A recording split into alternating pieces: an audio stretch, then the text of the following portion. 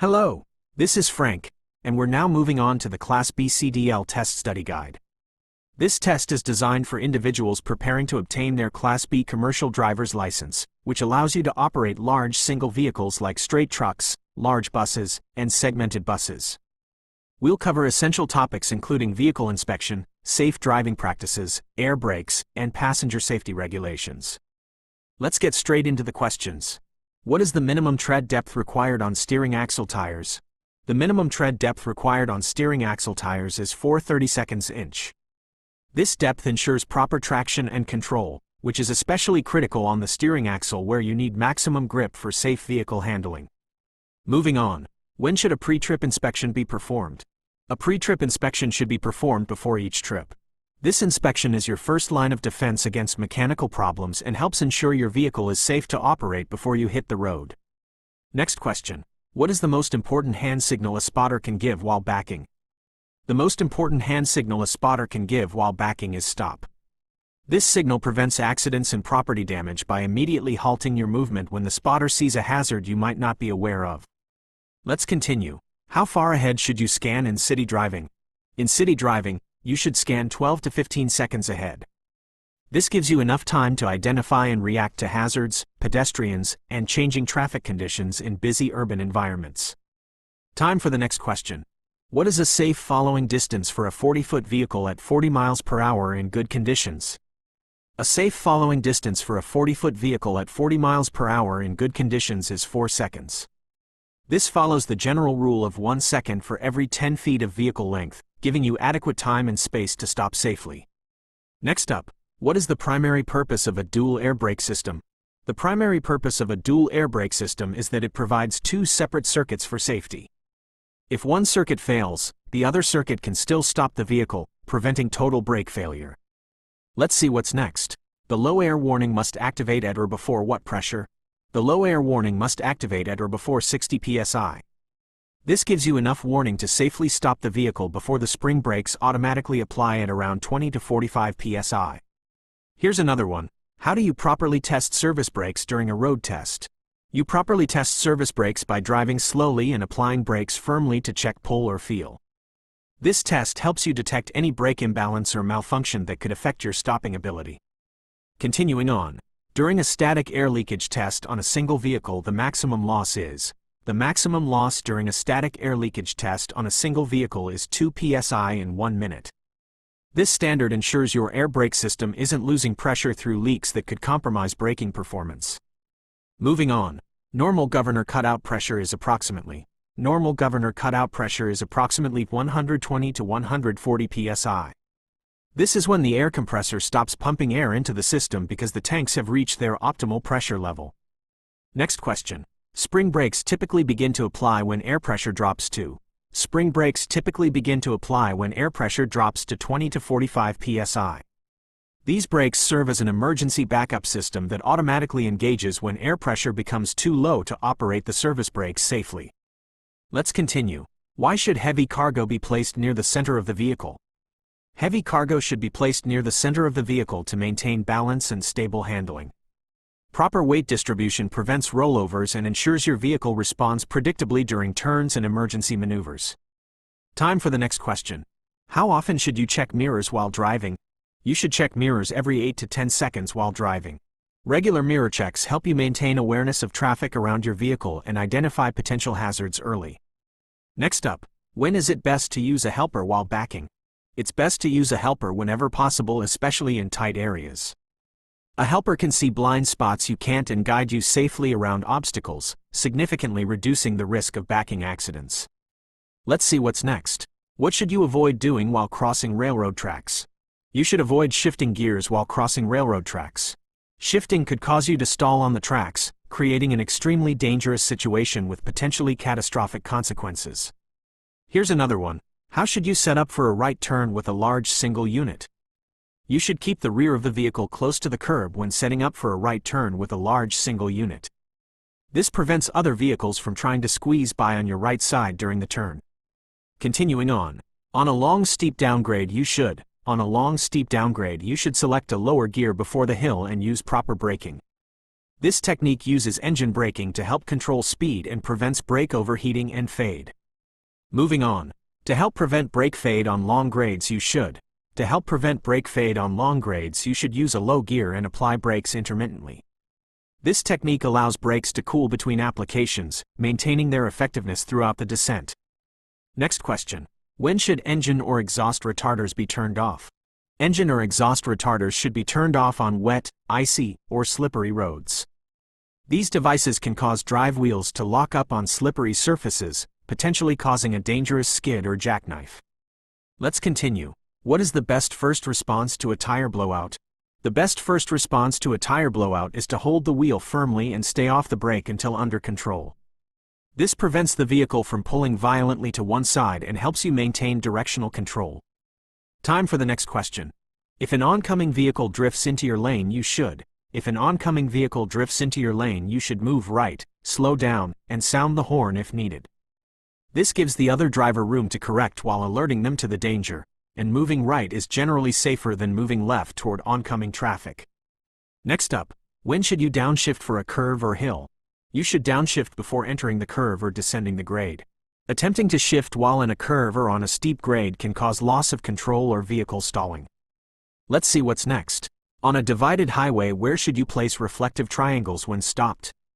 On a divided highway, you should place reflective triangles all to the rear at 10, 100, and 200 feet. This placement pattern gives approaching traffic adequate warning distance to safely move around your stopped vehicle. Here's another one.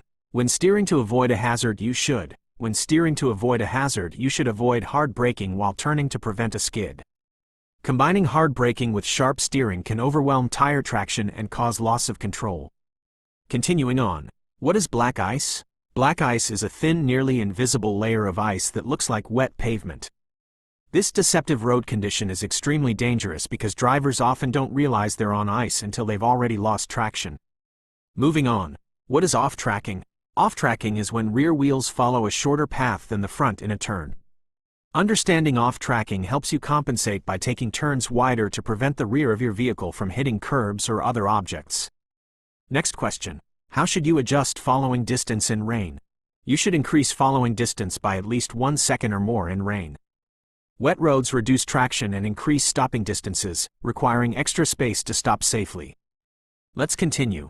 What is required to secure a heavy load on a flatbed straight truck? To secure a heavy load on a flatbed straight truck, you need tie-downs with enough working load limit to meet legal requirements. The combined working load limit must be at least half the weight of the cargo being secured. Time for the next question. After striking a deep pothole, what should you do?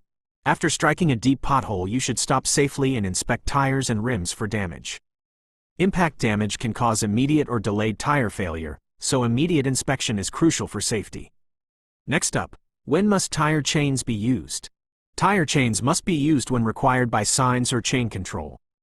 These requirements are typically posted in mountain areas during winter conditions to ensure vehicles maintain adequate traction. Let's see what's next. What is the federal penalty for a first DUI conviction while driving a CMV? The federal penalty for a first DUI conviction while driving a CMV is at least 1 year's CDL disqualification. This severe penalty reflects the serious safety risks of impaired commercial vehicle operation. Here's another one. Which statement about ABS is true? ABS helps prevent wheel lockup but may not shorten stopping distance. The system maintains steering control during hard braking, but drivers still need to maintain safe following distances. Continuing on. When are you required to recheck cargo securement after starting a trip? You are required to recheck cargo securement within the first 50 miles. This early check catches any loosening that commonly occurs as cargo settles during initial movement. Moving on. Where may standees ride on a passenger bus? Standees may ride behind the standee line on a passenger bus. This line, usually marked near the driver, keeps standing passengers from blocking the driver's view or interfering with vehicle operation. Next question. What should you do if a passenger becomes unruly on a bus? If a passenger becomes unruly on a bus, you should stop in a safe place, secure the bus, and get help if needed. Your primary responsibility is the safety of all passengers, and stopping prevents the situation from escalating while the vehicle is moving. Let's continue. Approaching a drawbridge with no signal or attendant in a bus, you must Approaching a drawbridge with no signal or attendant in a bus, you must stop at least 50 feet before the bridge and proceed only when safe. This requirement prevents buses from being on the bridge if it unexpectedly opens. Time for the next question. When should you avoid using high-beam headlights? You should avoid using high-beam headlights in fog, snow, or heavy rain. High beams reflect off precipitation particles, creating glare that actually reduces visibility rather than improving it. Next up, what is hydroplaning? Hydroplaning is loss of traction when tires ride on water film. This occurs when water builds up under the tires faster than the tread can channel it away, causing the vehicle to slide uncontrollably. Let's see what's next. If an engine compartment fire starts, you should pull off safely, shut off the engine, and use the correct extinguisher from upwind. Never open the hood fully, as this provides oxygen that can cause the fire to flare up dramatically. Here's another one. Which fire extinguisher class is for electrical fires? Class C is for electrical fires. These extinguishers use non-conductive agents that won't create an electrical shock hazard while fighting fires in energized equipment. Continuing on, how do you test the parking brake? You test the parking brake by applying it and gently pulling against it in low gear.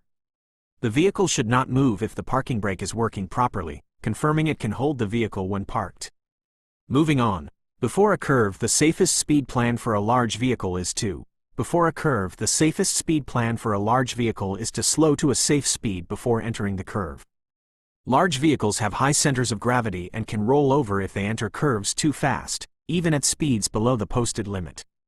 Next question. When should four-way flashers be used on a stopped CMV? Four-way flashers should be used whenever the vehicle is stopped on the roadway or shoulder. These flashers alert other drivers to your presence and help prevent rear-end collisions. Let's continue. How should you steer to recover from a skid? To recover from a skid, you should steer in the direction you want the front wheels to go. This technique, called steering into the skid, helps regain control by aligning the vehicle with its direction of travel. Time for the next question. What indicates a possible front hub oil seal leak? A possible front hub oil seal leak is indicated by oil level low or wetness on the rim. This leak can cause wheel bearing failure if not addressed, potentially leading to wheel separation. Next up, before driving a vehicle with air brakes after repairs, you should perform a full air brake system check including leak test. This ensures the repair was successful and the brake system is functioning safely before you return to the road. Let's see what's next. Which statement about weight distribution is correct? The correct statement about weight distribution is to keep weight within axle and gross limits and distribute evenly. Proper weight distribution ensures legal compliance, prevents equipment damage, and maintains vehicle stability. Here's another one. When must you dim headlights for oncoming traffic? You must dim headlights for oncoming traffic within 500 feet. This prevents blinding other drivers and reduces the risk of head-on collisions caused by impaired vision. Continuing on, what is the best steering wheel hand position for control? The best steering wheel hand position for control is both hands at about the 9 and 3 positions. This position provides maximum control and allows for quick, precise steering inputs when needed. Moving on, compared to hydraulic brakes, what is true about air brake lag? Compared to hydraulic brakes, there is a short delay before the brakes apply with air brakes. This lag time, typically about half a second, occurs because air must travel through the lines to reach the brake chambers. And that completes this practice test. Great job working through these questions.